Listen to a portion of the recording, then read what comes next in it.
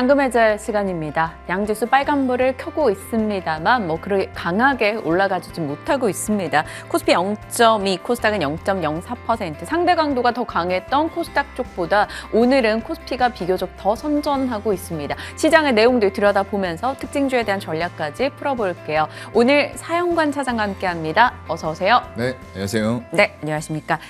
지금 머니맵 통해서 시장 분위기 좀 살짝 보고 가겠습니다. 삼성전자와 SK하이닉스는 1% 가까운 하락이 나오고 있고요. 다른 이 IT 종목군에서 비교적 선전합니다. LG 디스플레이, LG 이노텍, LG전자, LG 그룹주 전반이 되겠고요. 최근에 OLED 관련해서 탑재객이 늘어날 것이라는 기대감 속에 디스플레이부터 OLED 소재 쪽 분위기 상당히 좋죠. 오늘 2차 전지 쪽 올라갑니다. 강한 탄력은 아닙니다만 그래도 강세 움직임 나타나고 있고요. 상대 강도가 더 센 건 석유화학 쪽이 될 것 같아요. LG화학부터 이 대한유와 같은 전통 석유화학주들의 강세도 돋보입니다. 이것은 아마 중국발 모멘텀을 기대하는 움직임으로 해석이 가능하고요. 자동차는 오늘 약보와 네이버, 카카오 성장주로 대변되는 두 종목도 오늘 탄력은 좀 좋지 않습니다. 자, 시장 속 힌트 한번 찾아보도록 할게요. 사영관 차장님과 일단 살펴본 대로 석유화학주에 대한 이야기 나눠보겠습니다. 요즘 석유화학 시장 중국에서 꽤 괜찮게 진행이 되고 있고요. 이제 양이 있다 보니까 부양 기대감, 요게 또 부동산, 화학 이런 쪽을 맞아요. 불지피더라고요. 네, 아무래도 이제 양회 부분이 좀 제일 클 것 같아요. 그런 기대감 때문에 철강주가 최근에 굉장히 가파르게 올라오는 모습들이 보이는 가운데 이제 화학주 같은 것들도 움직임들이 분명히 있습니다. 아무래도 부양책에 의한 생산 공장, 전 세계에 이제 생산을 담당하고 있는 곳이 중국이기 때문에 그런 요인들 때문에 이런 것들이 자극을 받고 있다. 하지만 실질적인 수익의 개선이라던가 이런 것들에 대해서는 조금은 지켜볼 필요가 있다라고 생각이 되고요. 중장기적으로는 지금의 작고의 상황이 다 해결이 되면서 올라가긴 하겠지만 이게 얼만큼 단기적인 효과를 발휘하면서 주가의 상승에 대한 합당성을 부여할 것이냐. 이런 부분들은 조금 더 생각은 해봐야 될 것 같습니다. 그렇다면 지금으로서는 그냥 단기 모멘텀 정도로만 대응이 가능하다 이렇게 볼 수 있을까요? 네, 현재 시점에서 좀 그렇게 봐야 될 것 같아요. 알겠습니다. 석유화학 대표 주자들 반등이 반갑긴 한데 아직까지 기대 수익 높이를 좀 올리기는 어렵다라고 얘기 주셨어요. 자, 또 다른 종목군 우주항공 쪽에서 AP위성을 좀 들여다보겠습니다. 올해 흐름도 정말 좋았고요. 이 종목이 오늘장도 지금 굉장히 바쁘게 거래들이 체결됩니다. 9% 정도 올라가고 있는데 윗골이 살짝 달린 상황이기도 하죠. 우주항공은 요즘 이슈가 많아요. 네. 우주항공청 설립부터 해가지고 테슬라데이도 앞두고 있는 상황이고 그래서 관련주들 좀 선택지가 많아서 추리긴 해야 되는데 그중에 AP위성의 급등 타당하다고 보세요? 제가 일단 이거는 2월 8일 개장 때 종목 픽으로 이미 얘기를 했었어요. 그래서 타당하다고밖에 얘기할 수가 없을 것 같고요. 그 당시 이제 가격은 한 16,000원 초반대였던 것 같아요. 근데 최근에 이제 2만 원까지 넘기는 이런 흐름들이 나오고 있는데 우주항공 쪽 이런 쪽들 탄력이 분명히 있을 수밖에 없습니다. 왜냐하면 이미 이런 위험자산 쪽으로의 백머니 무브에 의해서 계속적인 테마가 형성이 되고 있고 그런 것들이 움직임들이 순환매별로 돌아가면서 계속 있다라는 거죠. 그런데 이런 우주항공이 실체가 없느냐? 그렇지 않습니다. 지난주에서 오후에 쟁점에서도 얘기를 했지만 이런 항공이라던가 우주 쪽은 결국에는 방산이라는 쪽을 기초 전제로 깔고 가는 동시에 이걸 우주 쪽으로의 밸류를 넓힐 수 있는 이런 섹터거든요. 그렇다 보니까 기본적으로 실적이 나오는 업체들이기 때문에 방산 쪽에 실적을 깔고 가는 이런 제노코라는 종목도 말씀을 드렸는데요. 그런 상황에서 우주까지의 밸류를 넓힐 수 있는 그리고 앞으로는 정부가 주도해오던 우주 산업이 결국에는 민간 주도로 해서 더욱더 많은 이런 소형 위성들이 발사가 될 수밖에 없는 상황이기 때문에 이런 쪽과 관련된 업체들은 좀 주의 깊게 계속적으로 보셔야 될 것 같습니다. AP위성 보유자분이시라면 그럼 지금도 네, 지금 현재 상태에서는 일단은 며칠 전에 사실 2만 원을 돌파하려는 모습들이 있었는데 이번에 다시 한번 시도할 것 같아요. 물론 여기 매물대가 만만치는 않습니다. 화면에 보시는 것처럼 이 19,000원, 2만 원 언더의 월봉 매물대가 꽤 두꺼운 편이에요. 그래서 만약에 이걸 돌파하는지 여부 보시고 여기가 강하게 빵 뚫리면서 올라간다라고 했을 때는 신고가 영역으로 충분히 접근 가능할 것 같습니다. 알겠습니다. 말씀 주신 가격 라인을 좀 잘 지켜보면서 추가적인 대응을 고민해 봐야 될 것 같습니다. 자, 이렇게 시장 분위기 들여다봤고요. 이제 잔금 해제 종목, 과연 사연관 차장님 어떤 종목을 들고 오셨을지 열어보겠습니다. 확인해 보죠. 지금 시장에서 꽤 많이 이슈가 되고 있는 쪽이네요. 대웅제약입니다. 1라운드 KO 서력을 할 수 있을 것인가? 내용 들여다보죠.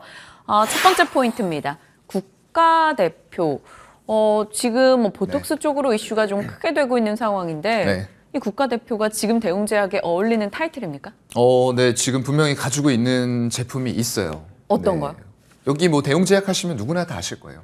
우루사 하는 우루사라는 제품이 있는데 최근에 보면 시장이 건강기능식품 위주로 좀 재편이 되는 이런 상황들이고요. 건강 전문 브랜드를 각 제약사들이 좀 강화하는 모습들도 같이 나타나고 있습니다.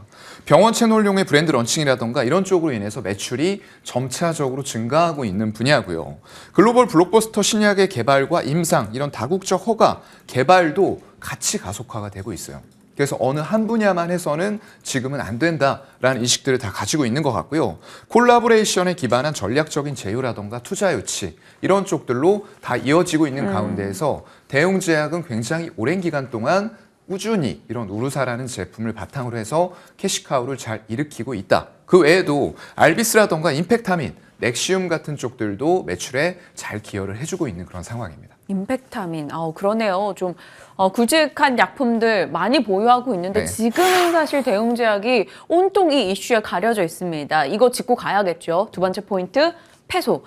메디톡스 1심에서 좀 처절하게 네. 패소됐어요. 집행정지 신청은 인용을 받은 상황입니다만 네. 결국 이 1심 결과가 굉장히 중요하니까 맞아요. 앞으로 2심? 그렇게 결과가 좋지 않을 것이다. 그러면 나보다도 이렇게 좀 타격이 있지 않을까 우려감이 크잖아요. 네, 아무래도 좀 타격에 대한 우려감들은 여전히 시장에서 우려하고 있는 부분들이고요. 이게 1심이 굉장히 방대한 양의 판결문이 나왔어요. 그런데다가 균주들을 도대체 어디에서 보톨리늄 독소를 확보한 거냐에 대한 부분들도 지금 뚜렷하지가 않은 상황이다 보니까 우려감들은 더 커지고 있는 그런 상황이고요. 지금 화면에서 보시는 것처럼 2019년 이후에 나보타의 매출 추이가 급격하게 올라오고 있는데요.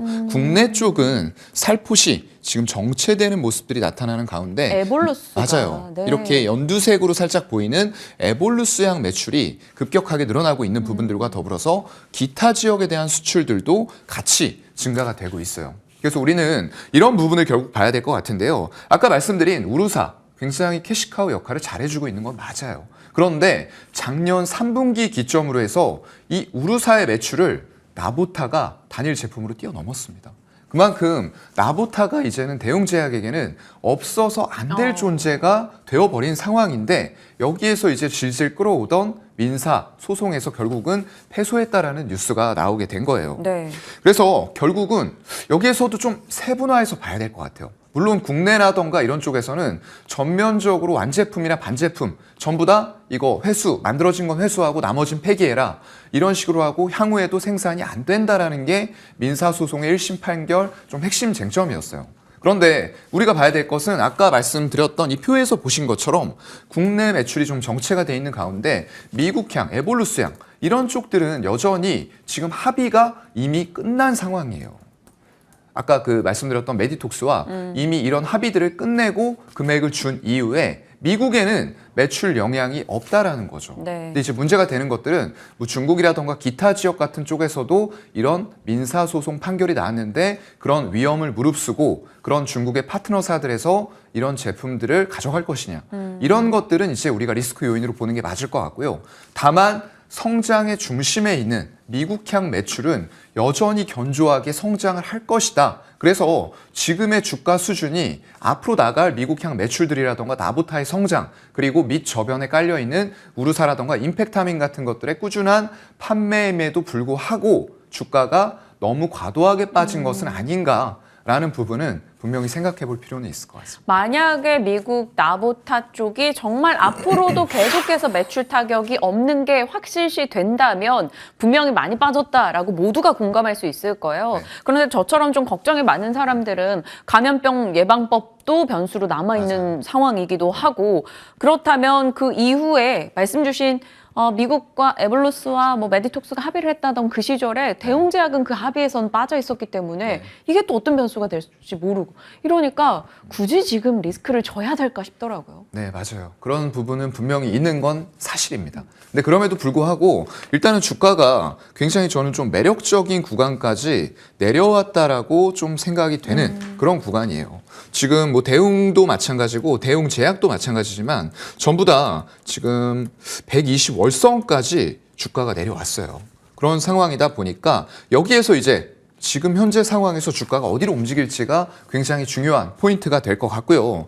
에볼루스양 사업 가치를 일단은 그대로 간다라고 봤을 때 한 6천억 정도를 산출을 하고 있고요. 거기다 한올 바이오파마 지금 지분을 가지고 있죠. 거기다가 1.4조 정도를 부여하고 있기 때문에 이거 두 개를 합쳤을 때는 2조 원 정도의 가치가 나온다라고 리포트가 나와 있는 그런 상황이고요. 결국 이제 집행 정지가 일시적으로 받아들여짐에 따라서 이런 부분에서 한숨은 돌렸습니다. 다만 말씀해 주신 것처럼 완벽하게 해결된 상황도 아니에요. 그렇기 때문에 2라운드에 돌입됐다라고 보이고요.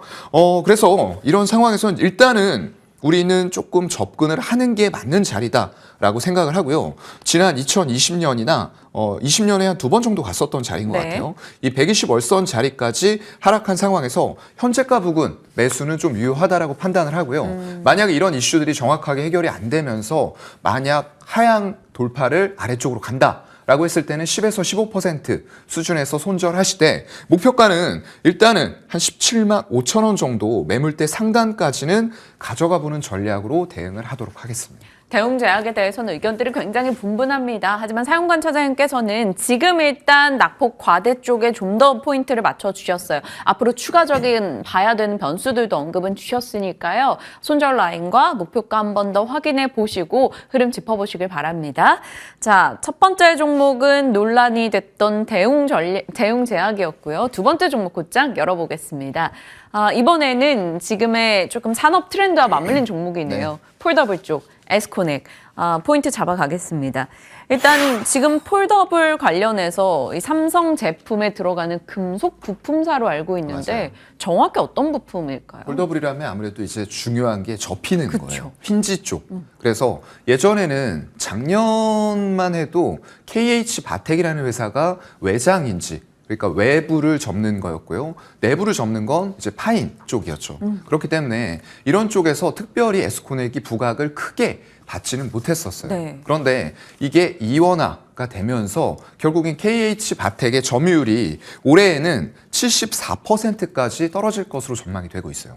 작년에는 92%였습니다. 거의 삼성 내에서 독점이었죠. 그런데 이렇게 떨어진 점유율을 누가 가져오느냐? 에스코넥이라는 회사가 이걸 향유하게 되는 거죠. 그만큼 기술력은 인정을 받았다라고 생각이 되고요. 힌지는 앞으로도 굉장히 다양하게 좀 적용이 될 수가 있는 부품인데 기술력이 필요하다라는 것들을 좀 체크를 할 필요가 있을 것 같습니다. 좋습니다. 최근에 폴더블 쪽 이슈도 많이 되고요. 또 이제 삼성이든 애플이든 관련한 신제품이 나온다면 이런 부품사들 분명 기대 요인이 충분할 것 같은데요. 네. 이것만으로는 또 주가 탄력을 강하게 기대하기가 어려울 수 있어요. 네. 신사업 뭐 준비하는 게 있습니까? 네, 신사업들도 많이 좀 하고 있는 것들이 있고요. 대표적으로는 일단 수소 쪽이 있을 것 같아요. 수소 같은 경우에는 100% 자회사인 에코 하이테크라는 회사가 있습니다.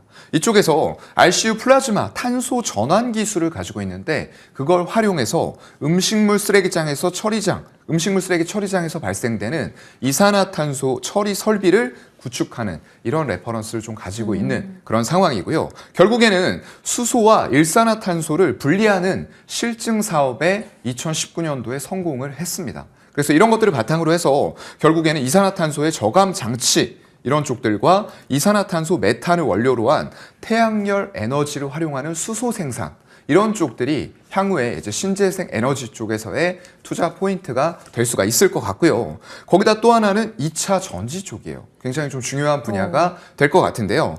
이쪽은 삼성 SDI의 1차 협력사로 현재는 등록이 되어 있는 그런 상황이고요. 소형 전지 쪽입니다. 이게 전동 공구라던가 생활 가전 그리고 전기차, 저공해 자동차 이런 쪽들이 관련이 돼 있고요. 부품이라던가 전류 차단 장치 쪽이고 코인셀이라고 하는 동전형 조그마한 배터리 이런 쪽들이 결국에는 될 것 같아요. 그래서 이런 것들을 결국에는 소형 전지단에서 대형 전지, 지금 우리가 얘기하는 2차 전지 배터리죠.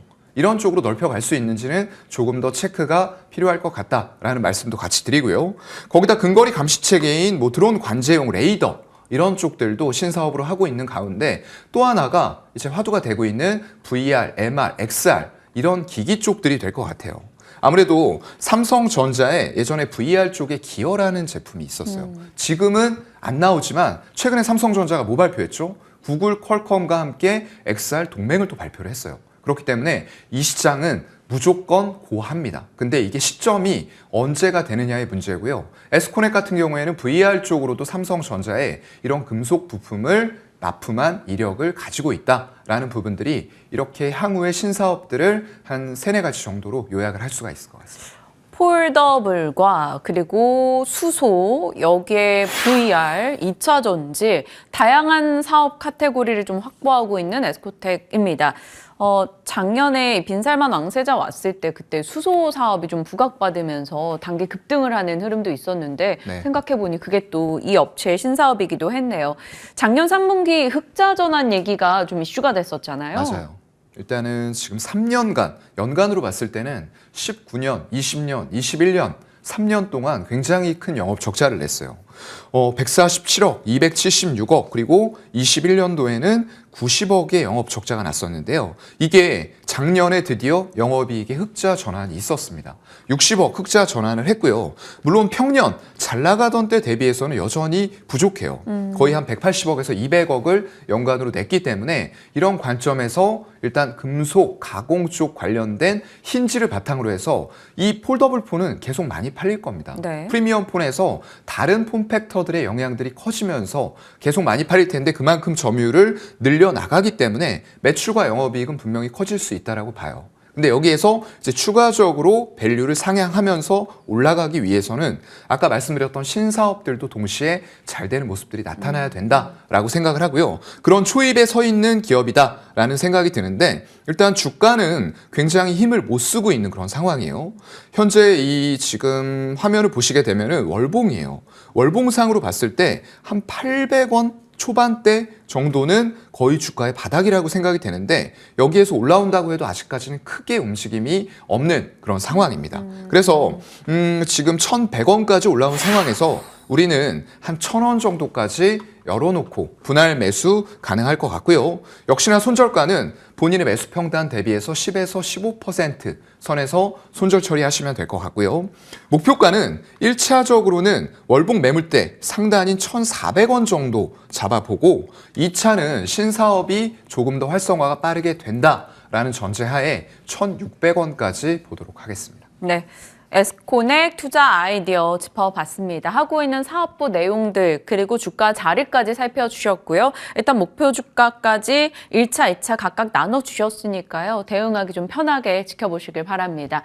자, 오늘 시장에 화두가 되고 있었던 대웅제약부터 에스코넥까지 살펴봤습니다. 오늘 사용관 차자인과 전략 챙겨봤네요. 고맙습니다. 고맙습니다.